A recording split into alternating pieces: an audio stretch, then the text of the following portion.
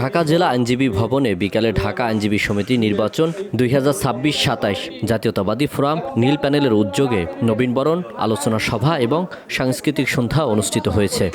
বাংলাদেশ জাতীয়তাবাদী আইনজীবী এই অনুষ্ঠানে উপস্থিত ছিলেন নবীন প্রবীণ আইনজীবীরা। এ সময় নবীনরা বলেন, আইনি পেশায় প্রবীণ আইনজীবীদের সর্বাত্মক সহযোগিতা কামনা করেন। এখানে যারা আমাদের সিনিয়র আইনজীবী আছে ওনারা হচ্ছে যে এই বিষয়গুলো দেখবেন, আর আমরা যারা নবীন আছি আমরা যেন এই পেশাকে একটি মানে ভালো পর্যায়ে নিতে পারি, এই দায়িত্ব কিন্তু আমরা আপনাদের প্রতি কৃতজ্ঞতা জানাচ্ছি। আপনারা আমাদেরকে এই নবীন বরণ করে আপনাদের প্রতি আমাদের আগামী দিনের যে কৃতজ্ঞতা, ভালোবাসা, সম্মান আরো বাড়িয়ে দিয়েছেন। আমরা জানি আগামী দিনে আপনাদের এই সিনিয়র হিসাবে আপনারা যারা সিনিয়র রয়েছেন আপনাদের পাশে থেকে আগামী দিনে আমাদের এই পেশাকে সমুন্নত করতে পারি এবং মর্যাদাপূর্ণ একটি আইনজীবী পেশা হিসাবে গড়ে তুলতে পারি, সেই দোয়া আপনাদের কাছ থেকে আমরা আশা করি।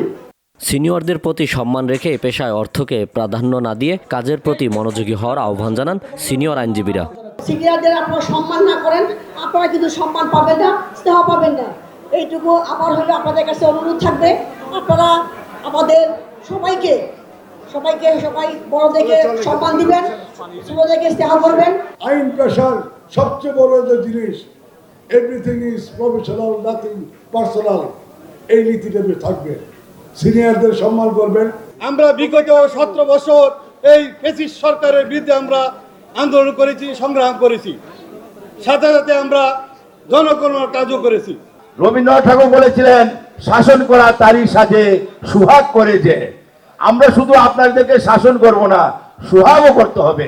অবশ্যই আমরা আপনাদের সাথে এমনভাবে আচরণ করব যাতে আপনারা আমাদের কাছ থেকে অবশ্যই কিছু উপকার পান।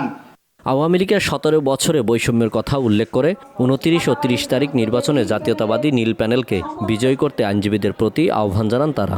আমি আমার নিজের আল আমিন এম তাওহিদ, ভিওডি বাংলা, ঢাকা।